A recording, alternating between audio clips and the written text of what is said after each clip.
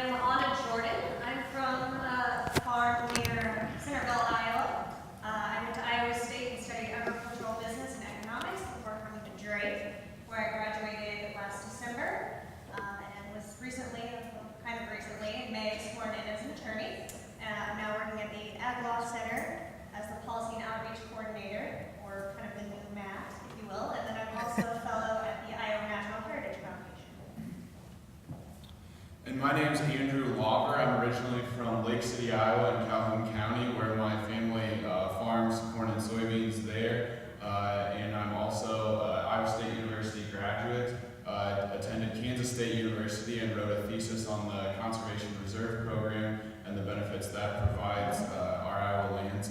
And then I'm also a student here at Drake University, just seeking to learn more about agricultural law and applying that to the landscape. And you have a job, I think? And I do. I have a job. I'm an industry relations manager for Syngenta in agribusiness. And my name is Cameron Muller. I'm from the Des Moines area. I grew up in Mitchellville, Iowa. Involved in farming most of my life. Graduated from Northwest Missouri State with a bachelor's in agriculture business and agriculture economics, and am a second-year law student here at Drake University. I have quite a bit of experience working inside some of the larger companies surrounding agriculture in Iowa. So I thought this would be a great chance to have the opportunity. Do you want to have a seat? And I've got two questions to ask you, and then hopefully some of the folks in the audience may ask you. I guess the first one, hopefully it's a softball, but did you hear anything today that gave you a particular sense of hope and opportunity? I will say most definitely. I helped plan the conference, but I was so impressed with all of our speakers, and I loved hearing "I will" repeated over and over again. And so it's good to have so many people from such different areas of expertise kind of on the same page about where we need to go with our future. Yes, and for me, certainly I heard many things today, specifically Ray Gasser's speech about cover crops and the successes he's had with my background and involvement in the family farm. We're looking to expand that currently in the beginning farm loan process with my fiance as well, who has an interest in carrying on that family farm tradition. And my grandfather plowed the land, my dad went to conservation tillage, and we hope to invest more into conservation programs, and hopefully that next generation cover crops are just a part of the landscape, and we can find a way to manage the land in that way. So that specifically resonated with me.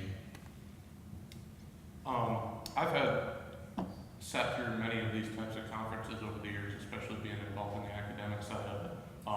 And I think watching the progression of the ideas and that have moved from the identifying problems to now proposing solutions and actually putting those solutions into action, I think across the board is most promising. Great. Well, here's one more question, and hopefully some of our friends and bright colleagues out there may be thinking of things to ask you. Do you think that the state of Iowa now, either as the state or collectively in terms of the institutions that represent us, are adequately serving your needs or the needs of future generations when it comes to this issue of a vision for our land and water? No, I don't. No, I guess it starts again. I go back to Iowa. That was passed in 2010. It's 2018, and we still aren't there.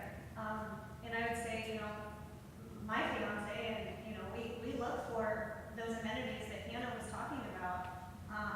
And he sometimes is like, we can go to a more progressive state. And my response is, no, that's exactly why we need to stay here and want to stay here. It's because we have the ability to make that change, but we're definitely not there yet.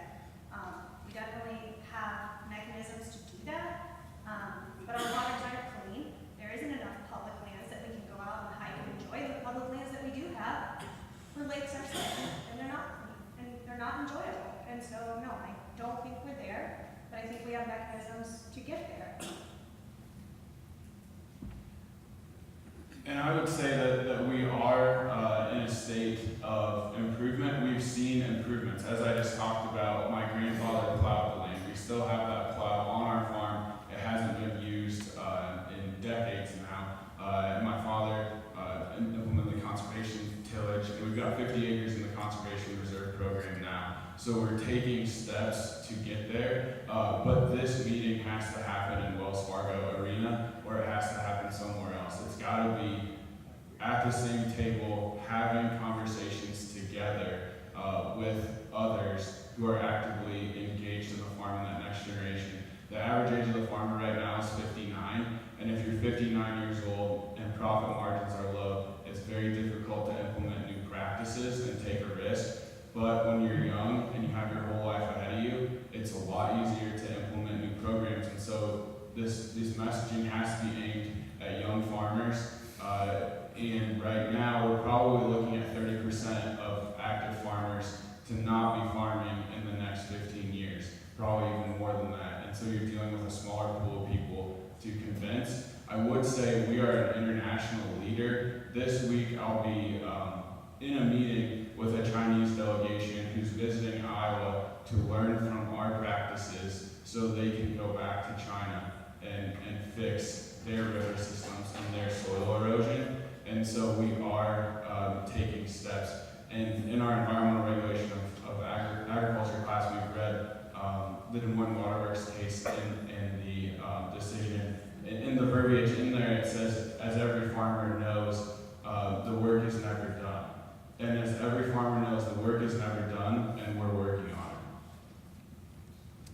Yeah, I'll kind of split the difference on that a little bit. I think some of the, as Anna said, some of the, maybe the interest groups have been slow to move on any of this because they have interest in maintaining the current system the way it is.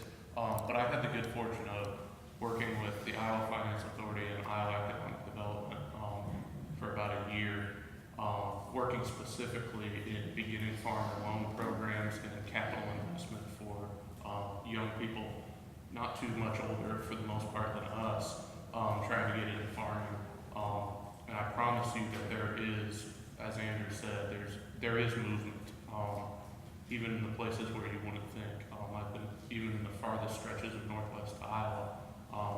There is movement as far as the practices people are willing to implement and the focuses that they're willing to maintain on their farm.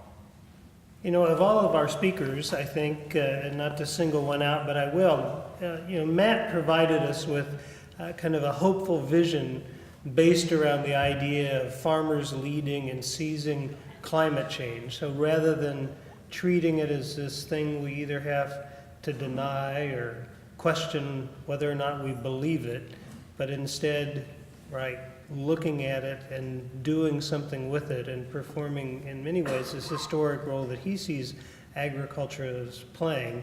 I think in some ways he was speaking to your generation, perhaps as much as others. And how did you respond to what he had to say? And you can put your head down on the desk if you need to, the way we used to in grade school when they were voting me out of class president. But you know, I think what the message he was trying to get across was incredibly important. That we have to make this a system of personal integrity and morality just as much as it is, instead of so much trying to frame it through the politics of it. But I do think the politics of it is important. The will of people to sit in a room and have a conversation with people who disagree with them, I think is incredibly important. People in this room sometimes need to go to their Iowa Farm Bureau meetings and have those discussions. And I know many people in here have, but also that goes from the other side as well. People, like, I think Mr. Riley said earlier that there's not a whole lot of people who would have differing opinions in this room today, and that's a problem. I think what Matt had to say today was important, but at some point that other side of it also has to come into play, and we have to be willing to find common ground on those discussions. certainly sitting down at the same table and having those conversations, even in lieu of differences, is incredibly important. And I know you mentioned climate change, etc. And to turn a blind eye at statistics or at documented, numbers, specifically as I think about the Corn Belt, it's well documented that the Corn Belt is moving north. We now have corn production in Saskatchewan, Alberta, and Manitoba that we didn't have before. That's coming into our international supply, and so we have to realize how the changing climate is affecting the farm gate locally here, and without sitting down and taking a pause to learn about what's happening and how that impacts your family farm at the local level, it's going to be very difficult to stay in business. And so you have to, again, just keep an open mind.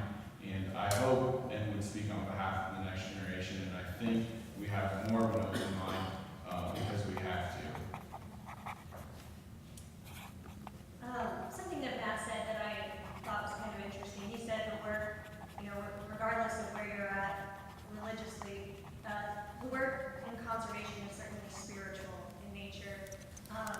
And so I guess one thing that I took from Matt and encourage you guys to do is find something that spiritually, intrinsically motivates you to improve conservation and Iowa. Molly Hansen suggested get outdoors, get outside. That's certainly what motivates me. When I get to go outside and do a prairie seed harvest with the foundation, it's like, okay, this is all worth it.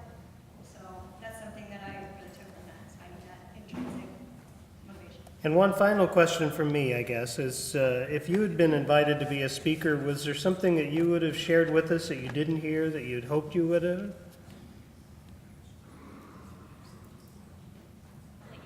I don't have anything. I thought you guys all did a phenomenal job, so I really couldn't add anything more, so I'll let you guys take a shot at that. I would say we have to do, first of all, I applaud everyone's efforts today who was speaking. I think each and every person is engaged in something incredibly important. And to make the messages resonate at the farm gate beyond our state borders, but specifically in our state borders, people are looking for the economics of it.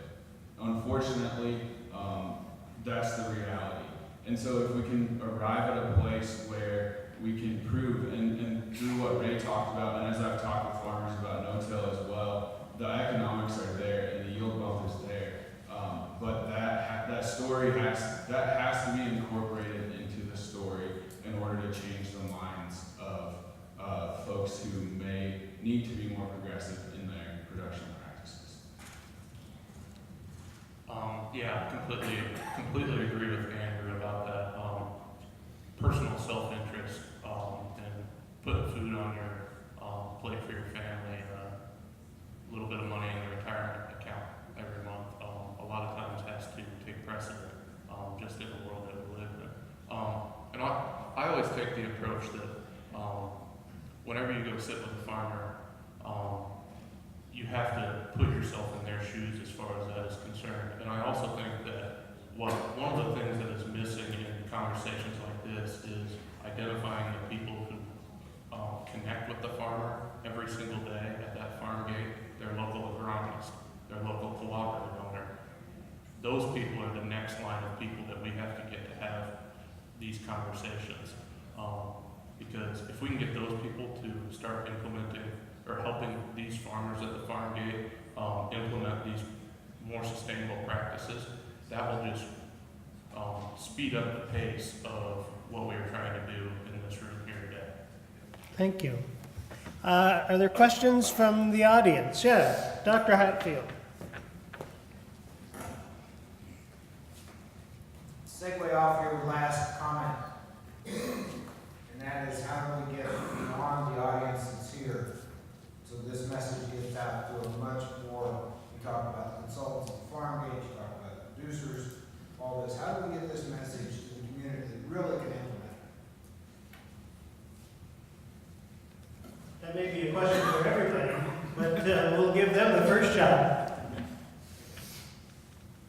So I will start by telling a story in addressing why am I here. I'm a fifth generation family farmer, actively farm with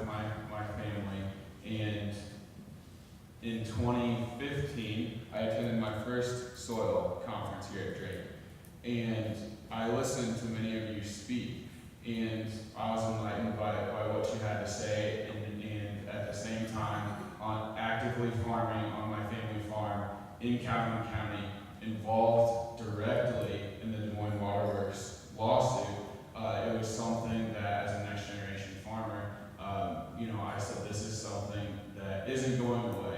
This divide between production and what we need to be doing from an environmental standpoint. And so I went on a journey that now has me at Drake Law School through listening to many of you speak there. And as I had said before, the work is never done, and you need to, as best you can, carry these messages to those audiences. This is a great place here. I'm not sure, the list of folks who know about it or receive direct invites, but I think inviting them here and having a diverse set of speakers too is something that would attract them. If they see someone that they know who's on there, that they have a direct connection with, I really think that would drive people here. I know since 2015 this is a larger audience than was here at that time. So something's definitely going right, from that perspective. But this is just the beginning, in terms of these discussions, because they'll just be ongoing for the next several hundred years probably. Let me just drop a footnote as I was thinking about answering that. These are open to the public. There's not an invitation list. It's never closed. Anybody in Iowa who finds out about our conferences can register and come, and everyone's welcome. So I hope no one goes away and thinks there's people we've excluded. That's not the case. I was just going to say the same thing. But I think, Andrew and I both are kind of good examples. Like, we came from the farm, so we kind of have those core ag roots, but we're also here at Drake, and we're open to these kinds of conversations. And I think we are kind of good middlemen, if you will, to take back some of this information and have those conversations with the landowners. For example, my own grandfather, who's been farming since he was 3, he's not necessarily saying he was a bad steward of the land, but he certainly, he also has a bulldozer construction business, so he push out trees and straighten creeks. And usually when I go home, he drives me around, shows me his projects. And this last time I went home, he drove me around and showed me, I want to seed this back to prairie, make this a little wildlife habitat. I want to fence off this creek so our cows don't get in it. And I know that that's because he's heard me talk about it so much.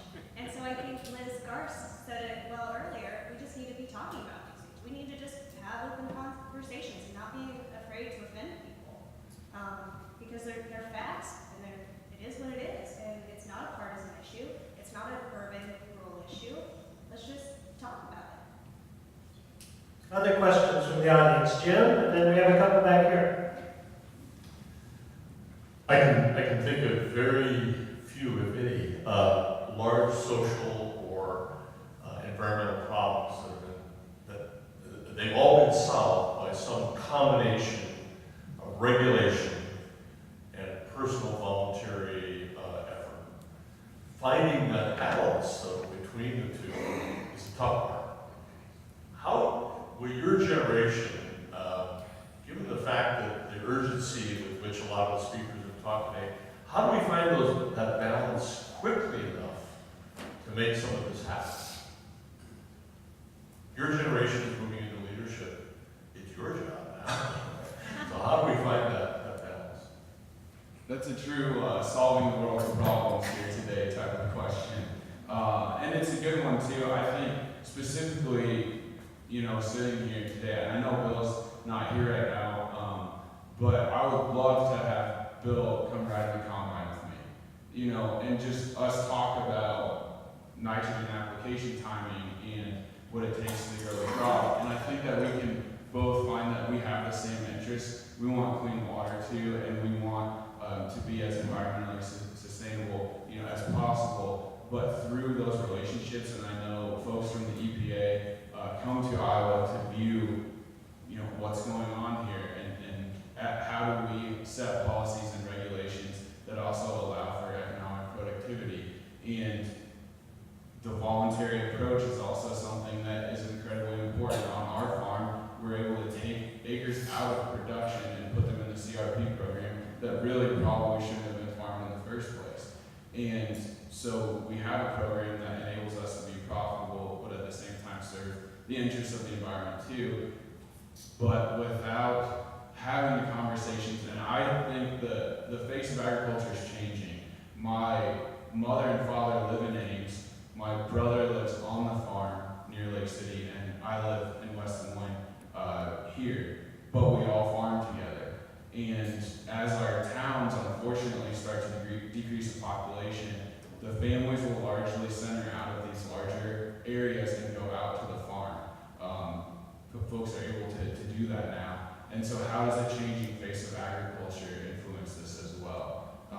Because healthcare and education factor a lot into it too. As my fiance and I look about where we want to spend our lives, is it in a rural area with a poor education and poor healthcare, or is it in an area with high education, high healthcare, and we commute out there? That's all going to affect this, looking ahead to the next 50 years. I'm going to take a different approach on that one and discuss some of the situations I've been in some corporate boardrooms and corporate meetings that I've sat in with a number of companies, some on the energy side, some on the agriculture side.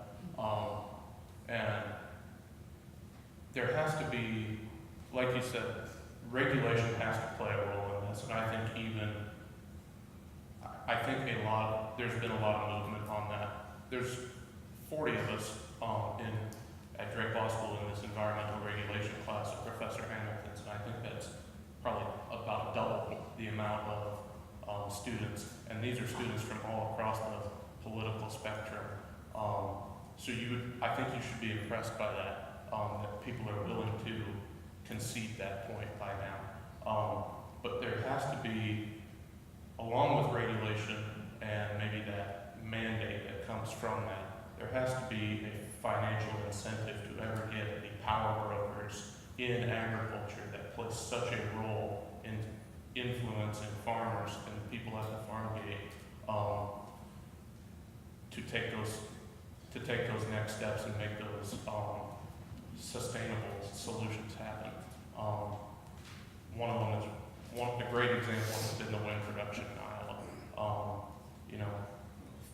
Regulation came down over the years on power production, but then that financial stability came through tax credits that allow energy companies to install wind to replace their fossil fuel-based power systems, and I think that is a great example of the steps that need to be taken in agriculture. Maybe that regulation part plays a role to begin with, but that financial solution to get those power brokers to move in this scenario, I think is the most important. And I just had one other point to add to that too. I think where does the voluntary approach begin and the regulation stop? So how far do you regulate it? Because in trying to just learn more about this, where we've been and where we're going, the Lewis and Clark journals, and reading about Lewis and Clark, they went up the Mississippi and documented wildlife and everything else, and they documented significant soil erosion and murky water in 1803 when they were going up the Missouri River. So what is the water supposed to look like? Do we want it to look like the bottom of the bathtub when we fill it up? Or is it good to have murky water for the wildlife, the catfish, and the other fish in there too? And so I think, how do we find that point of agreement between the regulators and the farm gate too? No, go ahead. I guess I've got a couple of questions. Maybe they're not quite right for this, but I have a question back here, Seth. it's all right. Let me ask a question. Go ahead. I'm wondering if this conference couldn't be aired on Iowa Public Television. Could be if they wanted it to be, but we didn't ask them that. But it's a good suggestion. Well, you can call them in, tell them they ought to run our waters too. But But anyway, thank you for the suggestion. And Seth, you've got a question. Let me bring the mic up. Pardon me, Mario.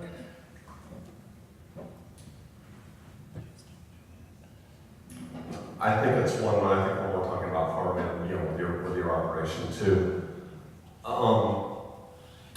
Two things I always wonder about. The first is, what if the subsidy on federal crop was switched from 65% to 35%? And how would that impact your operation in our state? And the other is, we know that the resources we become dependent on, oil specifically, has risen about 6% a year since the 50s, while our crops even adjusted for yield about 1.8 or 2%. How do you foresee us sustaining our current system with those numbers that we're facing?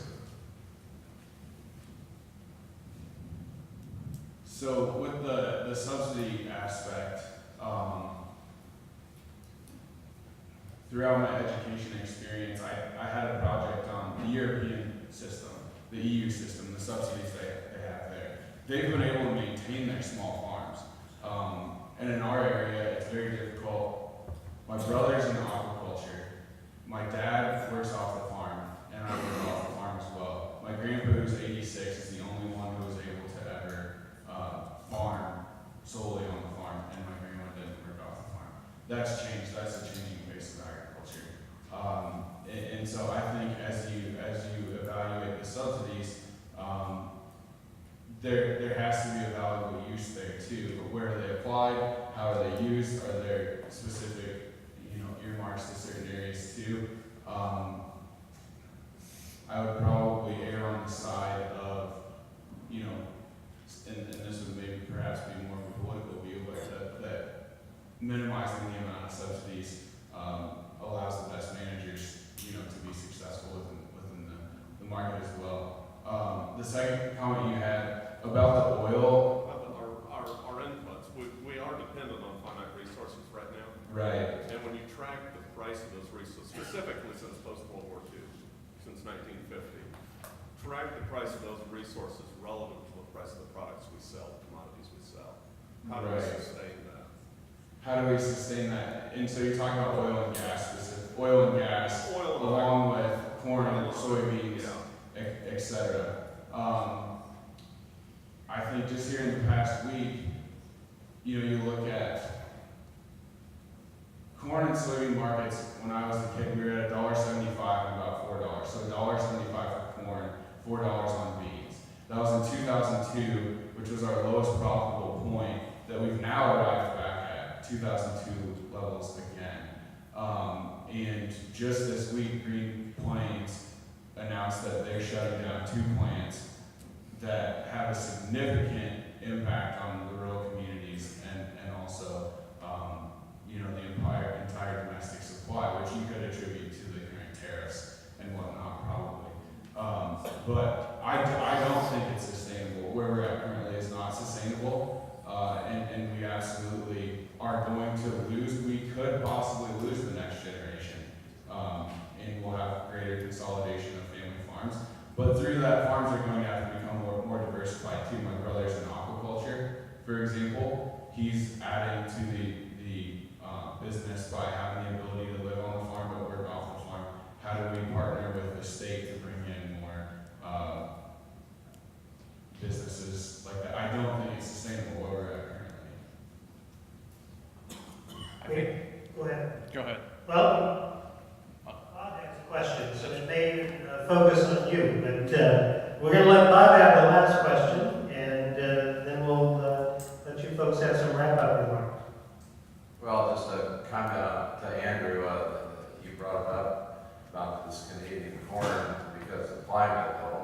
One way to solve that is just put tariffs on it. So, but to Cameron, you're the only guy up there, I think, that's in government at the moment. You've got an internship at the governor's office. We got to be careful here now. No, this is pretty straight.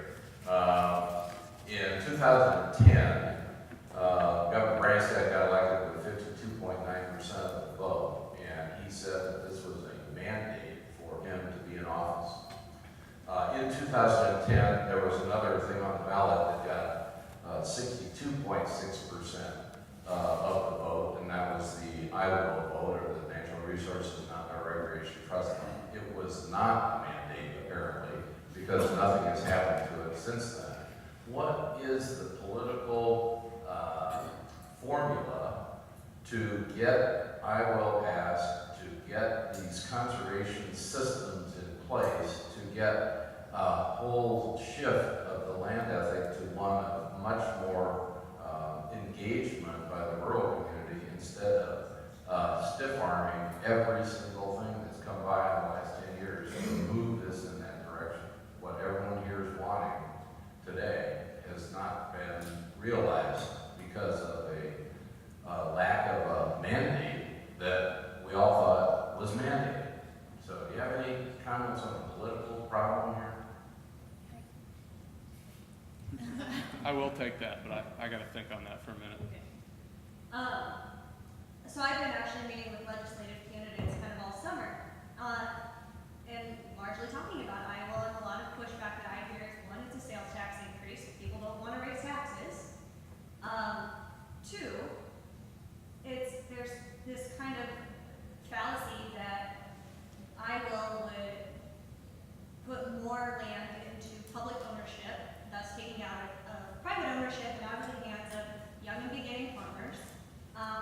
And frankly, that's just simply not true. In fact, some of the interest groups that, are against Iowa, I think, are doing farmers a disservice, because about 70% of Iowa funds would actually go towards farmers.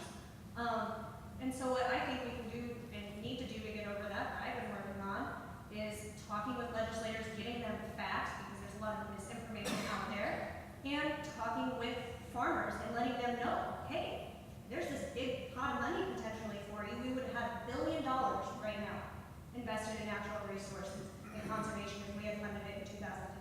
Letting them know that all this money would be there for them, and that their legislators are letting them down.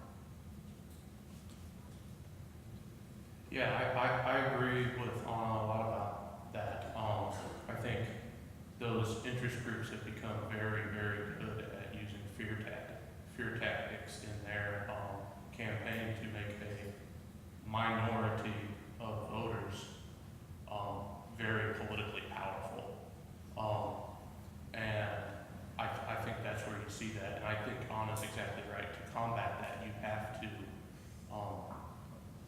there has to be engagement with those legislators to show them what the other side of that resource could be for their communities, because that's how, economic development, it was Bill Clinton who said it's the economy, stupid. If you can get the economy in your communities to grow, you're never going to lose re-election, and I think framing it in that way, without going too far into the political side of it or bashing any one significant group, I think that is an excellent point that we have to do a better job of as all of us, because that's an easy thing to connect with people that sit around our kitchen tables and that we go to church with. To do is to write one letter. Well, I want to thank this young group, and I think you can see why I've enjoyed being a law professor for 38 years, being able to surround myself with bright young people. And I want to thank all you for coming, and particularly the speakers. I think we've had a good day. The crowd always dwindles a little bit by the end of the day, but you can tell the folks who are really committed and particularly bright by the ones who are still here. And so thank you. Safe travels. We'll send you some type of a survey, and maybe we'll see you next year. Thank you very much. Turn in your name tag.